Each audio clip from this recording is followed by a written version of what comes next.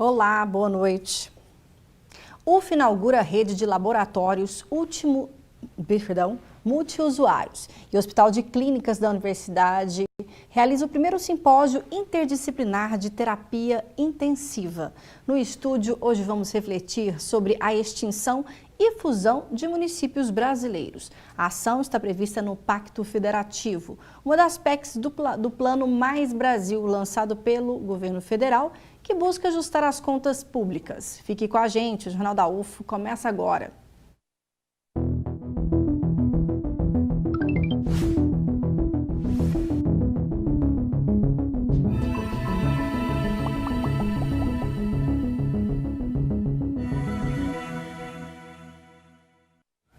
A Pró-Reitoria de Pesquisa e Pós-Graduação da Universidade Federal de Uberlândia inaugurou na última sexta-feira a rede de laboratórios multiusuários da UFO, RELAM. O espaço conta agora com um sistema online de agendamento de equipamentos de forma ágil e transparente. Veja.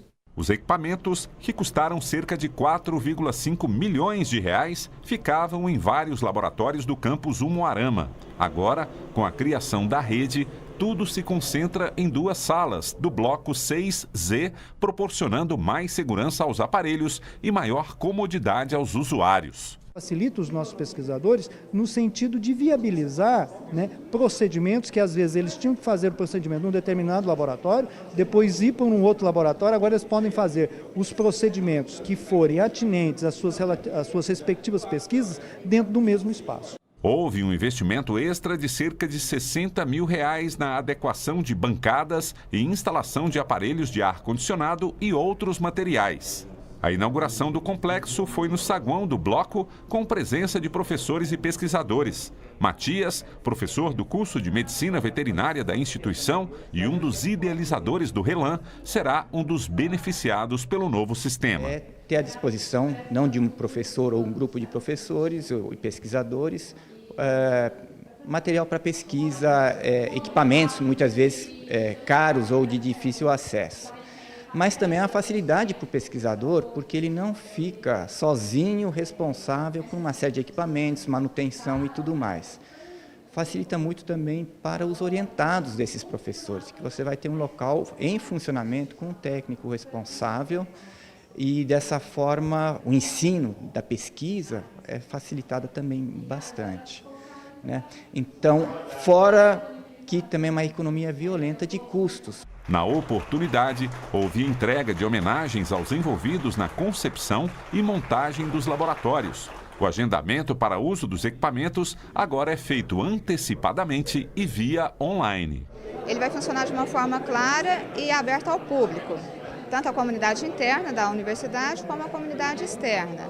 Os agendamentos serão feitos de forma online no site da própria universidade, no link da ProPP. Nós já estamos disponibilizando uma página na web, onde vai estar listados esses equipamentos, com a agenda também aberta, os horários dos dias da semana, para a comunidade fazer esses agendamentos. De acordo com o pró-reitor de pesquisa e pós-graduação, a busca por parcerias com outros setores públicos pode ser necessária para garantir uma melhor manutenção dos equipamentos. Na medida em que os laboratórios, os dois, começarem a realizar amplamente todos os experimentos, nós vamos buscar convênios com órgãos públicos. Posso citar o exemplo do sequenciador de DNA. Nós temos várias possibilidades aí, inclusive com o Judiciário, com a Polícia Federal, que demandam a utilização do sequenciador de DNA. Ainda segundo ele, quem sai ganhando com a iniciativa não é só a comunidade acadêmica e a cidade de Uberlândia. Para toda a região do Triângulo Mineiro e Alto Paranaíba, nós estamos entregando hoje a essa comunidade, à sociedade, e à comunidade científica, um dos principais centros do estado de Minas Gerais, semelhante a esse nosso, com equipamentos, próximos àquilo que nós estamos entregando. Nós temos a UFMG.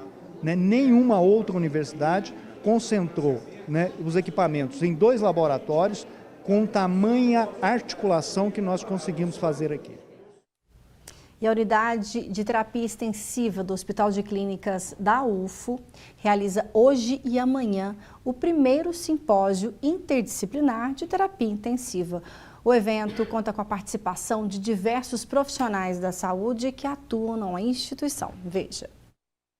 Enfermeiros, médicos, fisioterapeutas, entre tantos outros profissionais da saúde, além de estudantes da UFO, estiveram no auditório do Bloco 2A do Campus Umuarama para discutirem práticas de cuidados a pacientes em situações críticas. O tema central deste primeiro seminário é Cuidado Interdisciplinar do Paciente Crítico, Desafios para Assistência Segura. O objetivo do nosso seminário interdisciplinar é mostrar para a comunidade acadêmica e para a comunidade em geral a importância do serviço, do trabalho interdisciplinar, na medida que nós trabalhamos com paciente crítico e visamos também a qualidade e a segurança da assistência prestada a esses pacientes. Dentre outros objetivos, nós queremos devolver para a comunidade esses pacientes da melhor maneira possível, em todas as suas funções. Na oportunidade, todos puderam conhecer a história de alguns pacientes. Entre eles, o Lucas, que sofreu um traumatismo craniano e fraturas na coluna no acidente de moto há 3 anos. Na época, ele ficou internado 15 dias na UTI e 43 dias na enfermagem do Hospital de Clínicas. Muito bem tratado lá. Está sendo ótimo. Tudo está sendo ótimo para mim. O pai de Lucas veio com ele e ficou orgulhoso da participação do filho no evento. Primeiro, agradecer a Deus e a equipe que cuidou dele. Por isso, esse momento, de estarmos aqui, E assim, é muito emocionante, muito gratificante em poder estar aqui agradecendo o pessoal e estar demonstrando essa vivência, esse atendimento que a gente teve, como eu já disse, foi espetacular. O Hospital de Clínicas possui 30 leitos de UTI adulto que atendem, em média, 800 pacientes por mês. A taxa de ocupação é de 100% e com fila de espera. Entre outras melhorias necessárias, o coordenador da UTI adulto pretende tornar o atendimento cada vez mais humanizado. Apesar das inúmeras dificuldades e limitações, o reitor da UFO entende que a instituição presta um excelente serviço à sociedade de Uberlândia e região. O paciente de UTI é um paciente em condição crítica. Isso faz com que a família esteja muito apreensiva, que os amigos estejam apreensivos. Portanto, esse tipo de tratamento envolve todos os profissionais de saúde, envolve os pacientes e suas famílias e coloca sobre o hospital uma enorme responsabilidade. E eu quero dizer que daquilo que temos visto, os nossos profissionais atuam com muita destreza, com muita competência, com muito amor, a gente poderia dizer. Porque esse cuidado ele vai além do aspecto técnico apenas, Tem que pensar no ser humano, no paciente como um todo, E ele precisa de um atendimento integral, que vai, às vezes, para muito além apenas do cuidado físico. Vamos falar agora sobre o tema em destaque no JU de hoje. A proposta divulgada pelo governo federal prevê a extinção de municípios com menos de 5.000 habitantes e a arrecadação própria é menor que 10% do total. O que gera polêmica, mas por enquanto trata-se apenas de uma ideia que precisa de aprovação do Congresso. Já se provocou as mais diferentes reações, mesmo assim, aqui em Minas Gerais a medida pode afetar 231 municípios, que é o caso da cidade Fortuna de Minas, na região central do estado. Confira. Cenário típico do interior. A paz faz parte da vida dos mais de 2.900 habitantes de Fortuna de Minas, que fica a 99 quilômetros de Belo Horizonte. A cidade pode ser pequena, mas o orgulho de pertencer a essa terra não cabe no peito. A cidade que é maravilhosa para viver, para educação, só para serviço e emprego que não tem muita coisa assim para gente ser para emprego, principalmente para os jovens. Cidade muito boa, tranquilo, lugar bom de se viver. A tranquilidade do povo só é quebrada com as notícias vindas de longe, lá de Brasília. A proposta de emenda constitucional apresentada nesta semana pegou de surpresa Fortuna de Minas e outros 223 municípios mineiros. Com a intenção de economizar, a ideia é que cidades com menos de 5.000 habitantes e menos de 10% de recursos próprios sejam incorporadas a outros municípios. A cidade chama Fortuna de Minas, mas falta arrecadação própria que faça jus ao nome. Apenas 4,5% do orçamento é gerado aqui mesmo no município. O restante vem de repasses do Estado e da União. Por isso, independentemente de como os serviços estão sendo executados, esse município voltaria a ser um distrito, como já foi num passado recente. A cidade já fez parte de Sete Lagoas e até 1962 figurava como o distrito de Inhaúma. A proposta de emenda constitucional prevê que até 4 cidades se tornem uma, com o município mais rico gerindo os outros. Isso aconteceria em 2025, mas a ideia já provoca debates. O próprio prefeito vê vantagens na mudança, com ressalvas. Olhando simplesmente pelo lado financeiro, né, eu acho uma boa ideia, porque é uma economia muito grande que se geraria com essa função. Né? Mas tem a questão da identidade das pessoas, da identidade cultural, religiosa, entre outras. Aquelas pessoas que nasceram em Fortuna de Minas, como passaria a ser? A gente seria incorporado a outro município, a gente iria se fundir com o município vizinho, seria necessário trocar o nome do município, e isso iria se manter. Então, muito pouco se sabe. A cidade tem 9 vereadores, o número mínimo garantido pela Constituição brasileira. Com salário perto de R$ 3.000, eles se encontram 3 vezes ao mês, nas reuniões ordinárias. A nova sede foi inaugurada há 3 anos, obra que custou R$ 400 mil. O orçamento anual gira em torno de R$ 750 mil. Para o presidente da Câmara, a ideia de tirar Fortuna do mapa é desnecessária. Eu acho que eles deveriam fazer um estudo, primeiro, das cidades aonde está funcionando, igual uma cidade Fortuna de Minas, enquadra menor habitantes que 5 mil, que eles especificam, mas é uma cidade onde tudo funciona. Além da questão econômica, a autonomia e a sensação de pertencimento estão em jogo. O cientista político lembra que as emancipações dos municípios surgiram muito pelo desejo popular. Para que haja uma incorporação, porque na nação do município você pode ter uma incorporação, ou seja, um município incorpora o outro. Você pode ter uma fusão de municípios, ou seja, 2 municípios se juntam, criando um outro, um terceiro município. E pode ter o desmembramento, que é o mais comum, ou seja, surgimento de município a partir do território de um município anterior. E, em todos os casos, é fundamental ouvir a população.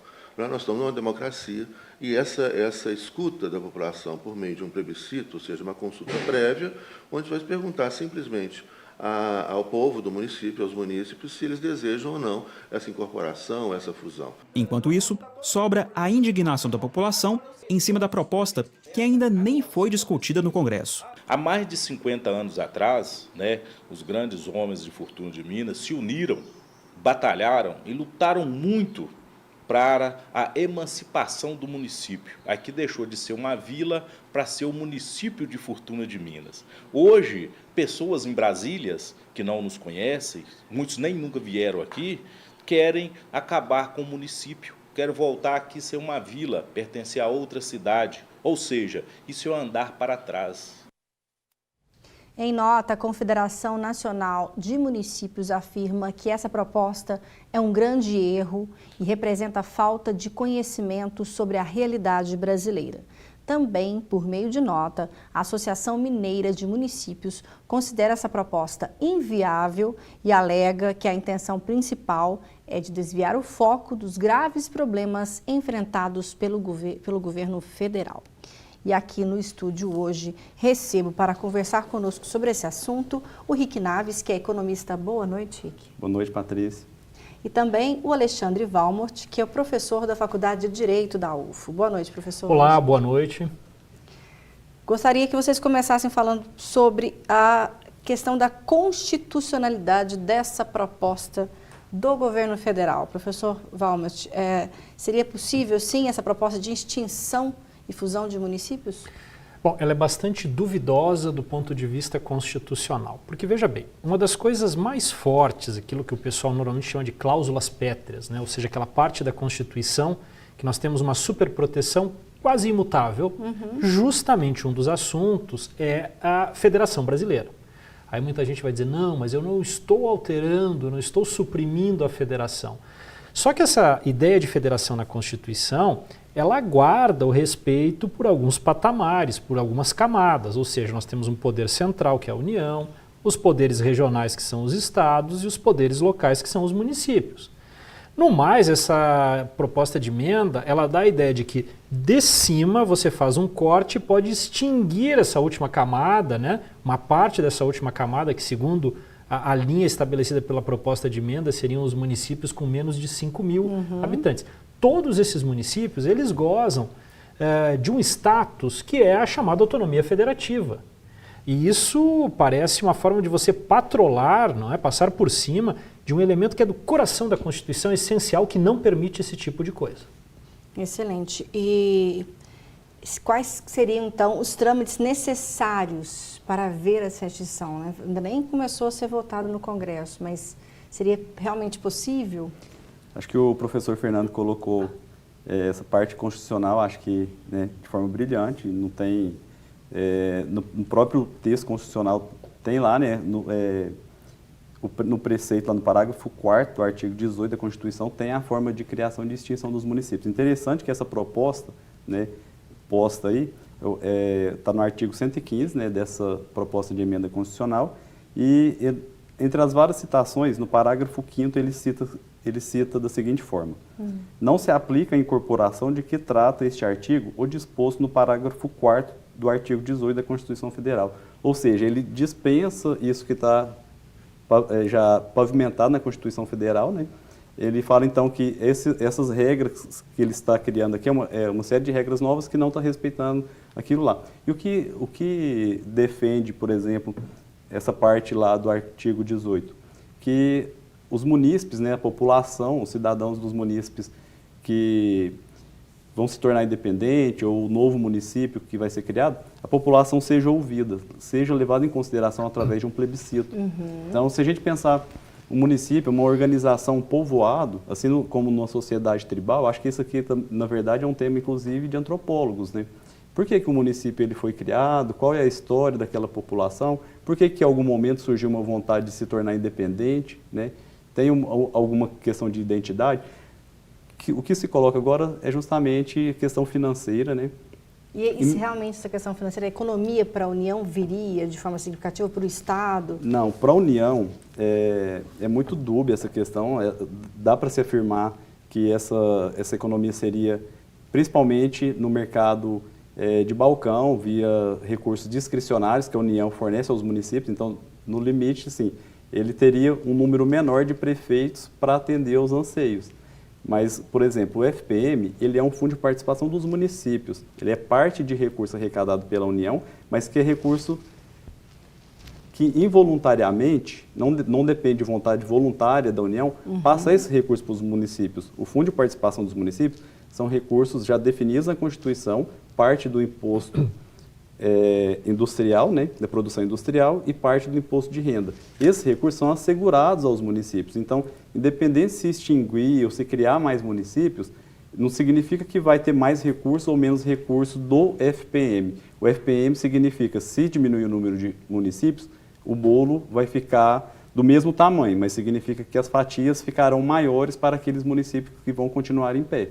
Então, esse bolo vai ser menos distribuído.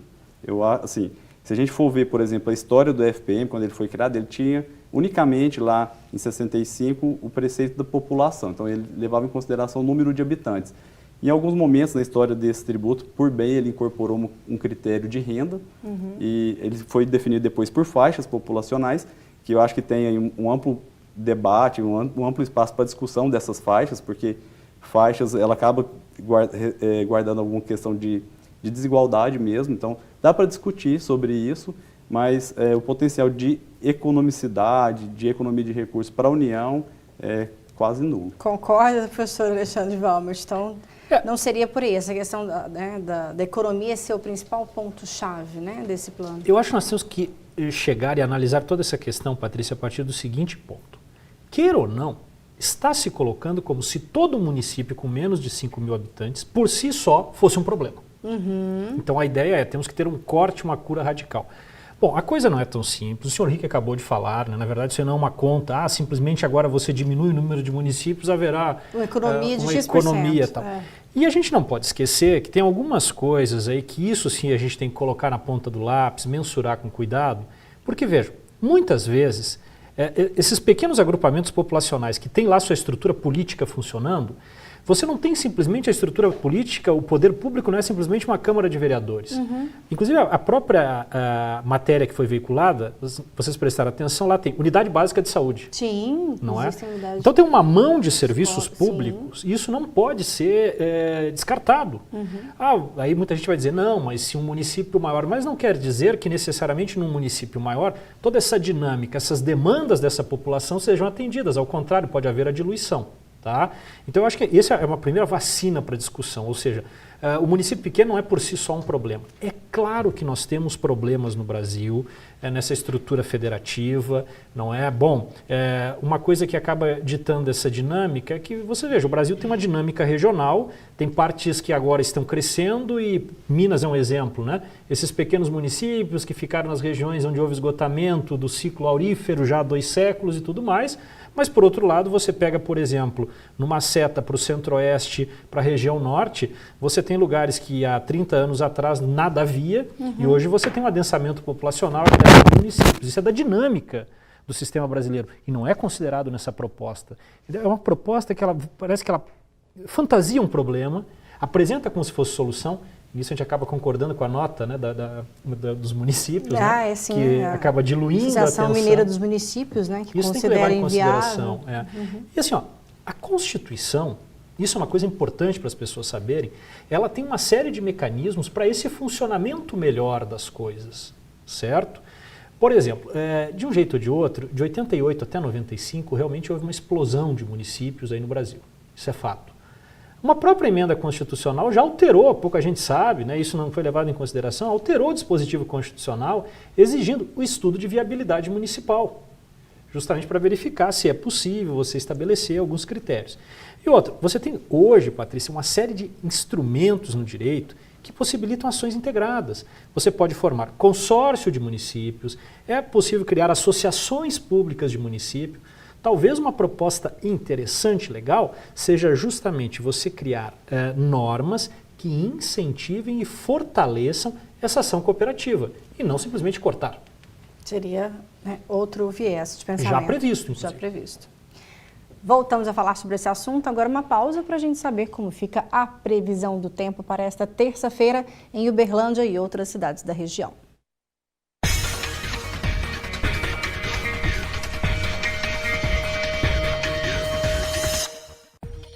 Em Uberlândia, a previsão é de chuva durante a tarde. Os termômetros marcam entre 21 e 31 graus. O dia amanhece ensolarado em Monte Carmelo, mas a probabilidade de chuva é alta. A temperatura mínima é de 19 graus e a máxima de 28. A chuva também deve chegar em Tuiutaba.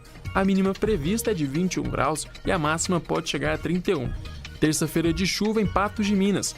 A mínima é de 19 graus e a máxima de 27. Variação de sol e nuvens em Araxá. A temperatura varia entre 18 e 26 graus, também com possibilidade de chuva. Agora fique por dentro dos eventos que serão realizados pela UFO essa semana.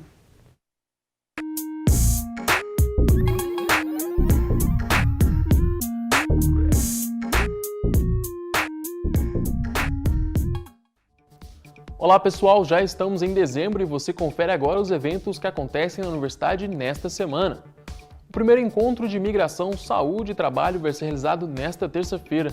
Durante o evento vai ser lançado o Guia de Apoio para Imigrantes e Refugiados em Uberlândia. O encontro acontece no bloco 5R, da 1h às 5 horas da tarde. Na quinta-feira, o curso de Filosofia da UFO completa 25 anos. E para celebrar essa data, o Centro Acadêmico de Filosofia realiza palestras, debates e um sarau filosófico. A comemoração tem início às 10 horas da manhã no Centro Esportivo Universitário do Campus Santa Mônica. E no sábado tem a segunda jornada sobre ensino e aprendizagem de língua inglesa e literaturas de língua inglesa. O evento pretende refletir sobre os processos de ensino de aprendizagem e abrir um espaço para debater a formação dos professores da área. Todas as atividades vão ser realizadas no bloco 5O, no Campus Santa Mônica. O Eventos UFO fica por aqui. Na próxima semana eu volto com mais dicas para vocês. Até mais!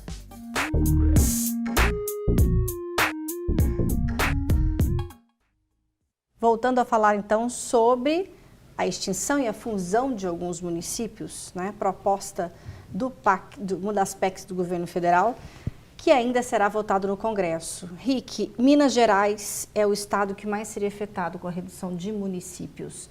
Na nossa região, muitas cidades deixariam de existir? Isso, Patrícia. Minas tem muitos municípios, né? E vários deles pequenos municípios. Quando a gente fala em município pequeno, a gente está falando da população. A gente não está falando da área territorial. E quando a gente fala de município, a gente está falando de território, né? Então, quando a gente fala município pequeno, a gente está falando de um município que tem uma população baixa, né? Na região, dos 66 municípios que configuram Triângulo Mineiro e Alto Paranaíba, 17 municípios têm menos de 5 mil habitantes. Destes, todos geram menos do que 10% de sua receita a partir dos 3 tributos que serão considerados. Então, nesse momento, todos os 17 seriam anexados a outros. Mas interessante a gente ressaltar que, independente da população, considerando todos os municípios do país, apenas é um número muito baixo, né? Quase 90% dos municípios do país não gera 10% da sua receita a partir dos 3 tributos considerados. Então, assim, independente da população. Quando a gente vai olhar para Minas, esse número é quase o mesmo, é 89%. E quando a gente olha para a região, 87%. Se a gente considerar, então, todos os municípios da região, dos 66, 58 não geram 10% de sua receita a partir dos 3 tributos considerados, que é IPTU, ISS e ITBI. Interessante. Mostra a dependência, então, dos municípios com relação ao Estado. Né? Mas, assim, isso foi discutido lá atrás, isso é simplesmente um desenho tributário.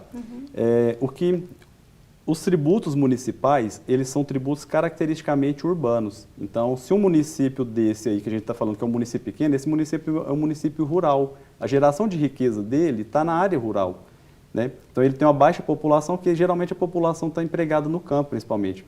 E a geração de riqueza dele, então, não está só na sua área urbana. Quando fala assim, município desse vai ser extinto, tem que se considerar, porque tem atividades privadas ali também, não só o setor público. O pessoal hoje olha como se o setor público fosse algo ruim, que a gente sabe que não é. Além disso, imagina a incerteza que causou para os negócios nesses pequenos municípios. Uma pessoa faz lá um restaurante de R$500 mil, não sabe se daqui 5 anos o município vai continuar existindo ou não. Para quem que ele vai vender esse negócio, né? Uma fazenda que produz muito, tem lá a sua via pavimentada. Isso sem falar na questão da identidade, né? A cultura, o patrimônio histórico, envolve tantas outras questões, né? A incerteza já trouxe para esse momento. O que a gente mais precisa nesse momento para a economia alavancar um crescimento aí é de certezas, né? Minimizar as incertezas. Então, causa uma insegurança enorme. 4 milhões de habitantes, quase 5 milhões de habitantes de brasileiros residem em municípios com menos de 5 mil habitantes. E qual a incerteza que está posta para os negócios privados dessas pessoas que habitam esses pequenos municípios? Né? Muito bom. Então, a gente vê aqui que o Rick, ele já deixou claro o seu posicionamento, né? Você não votaria a favor de forma alguma desse projeto. Eu acho que precisa muito ser discutido. Eu acho que, por exemplo, o governo digital, dá para incorporar. Quando a gente pensou nesse desenho de vereadores, uma forma de democracia representativa, né? Própria questão do prefeito, secretariado, isso dá para ser rediscutido, aproveitando as novas tecnologias, né? Dá para o governo estar mais próximo da população, a prestação de contas ser mais efetiva utilizando essas plataformas, inclusive discutir essas formas de representatividade e pensar na discussão de custos também. Excelente. Mas a questão da extinção, eu acho que ela não pode ser da forma que traz o texto aqui, acho que está trazendo mais complicação para o momento e cria essa incerteza que frustra investimento. Quem que vai decidir montar uma indústria hoje num pequeno município, aproveitando uma riqueza natural, algum minério que ele tem ali, mas quem vai responder, qual ente público que vai responder por aquilo depois? Professor Alexandre Valmet, nosso tempo também já está chegando ao fim, eu preciso que você me ajude a concluir esse pensamento, né? Os dois falaram muito bem aqui sobre os vários fatores que precisam ser levados em conta nesse projeto, que ainda vai ser passado em aprovação pelo Congresso. Além das questões constitucionais, né, que você já explicou muito bem, gostaria que você falasse, então, De que forma, né, isso iria impactar o nosso país, né? A gente teria que pensar nos municípios e em outros estados também que teriam que ser revistos nesse enxugamento, caso fosse a solução?